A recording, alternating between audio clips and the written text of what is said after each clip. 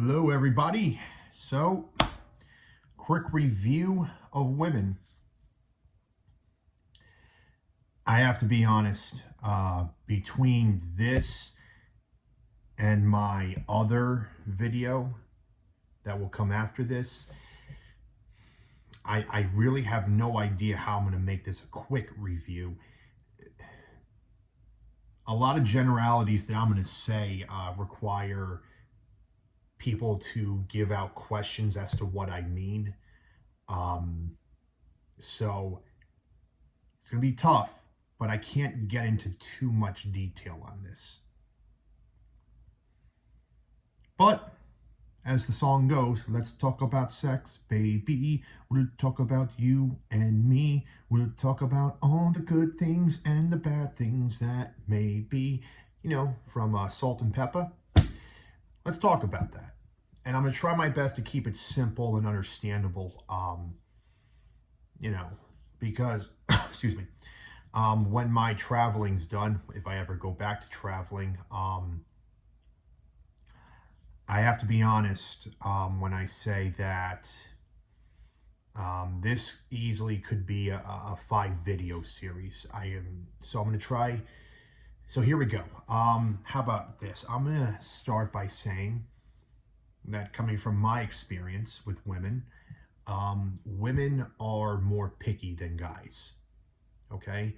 For those of you who play Call of Duty, okay, you know that there's a difference between a sniper rifle and a shotgun.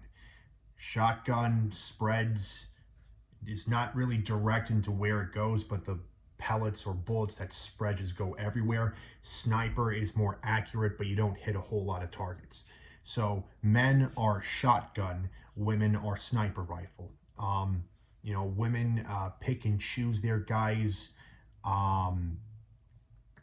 Let's just say with more of let's say focus. Let's use the word focus, where unlike guys who have no problem thinking of multiple targets, and I'm not saying we don't have a whole lot of focus, but it's much easier for us to have a more broader range, okay? So if this is the amount of women that I would concede and give a chance, this is the amount of men that women would give a chance, okay? So, but for each guy that the girl chooses, she freaking chooses, okay?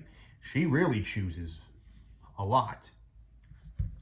So to give an example, why is it that it's usually the norm for a woman to see a man go down on his knee and say, "Will you marry me?" than the other way around?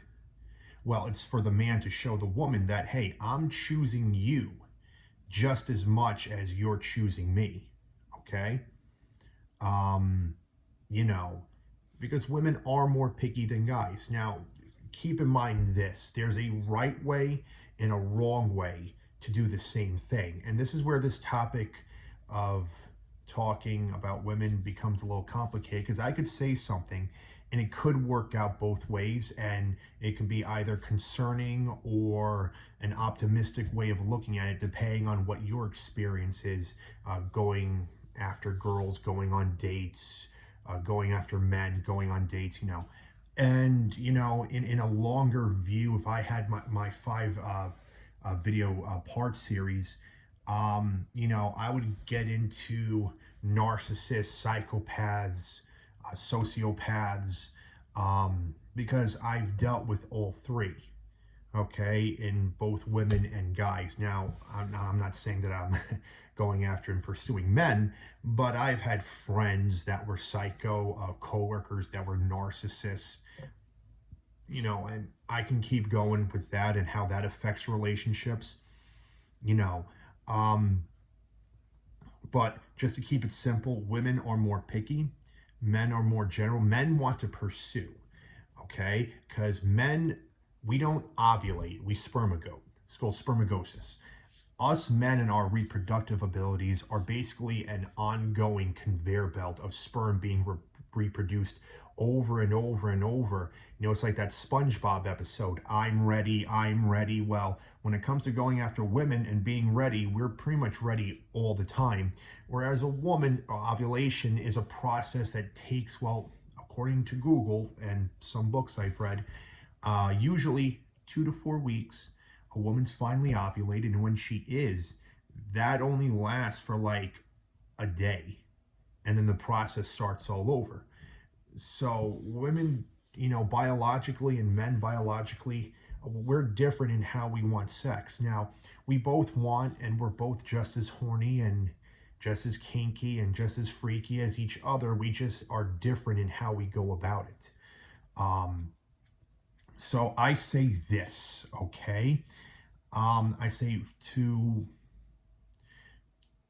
all women, if you like a guy, don't just look hot.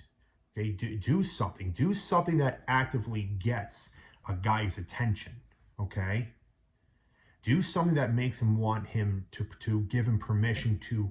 So if you want a guy to walk up to you, do something that gets the guy's attention and allows him to walk up to you.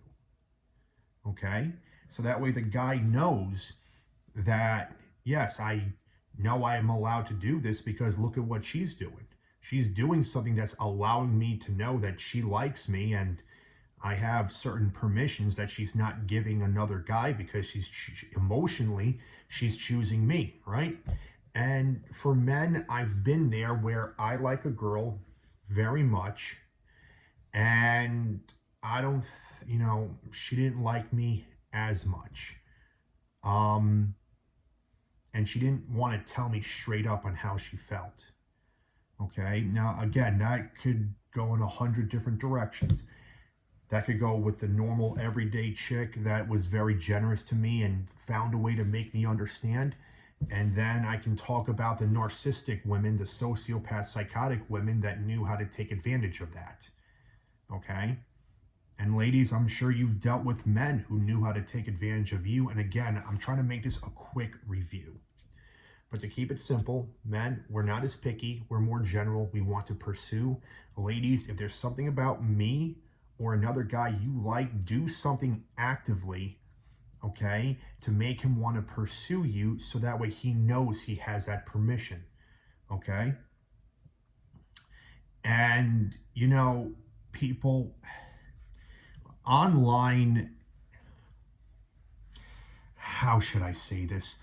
Online, it's really a bad place. It really is. It gives you a false sense of direction with very few answers that are reliable to understand relationships. Let's just put it this way. You know how you know you're in love?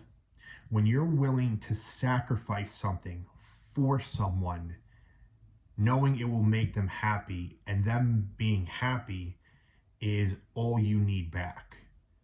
Okay? All right? That's how you know you're in love.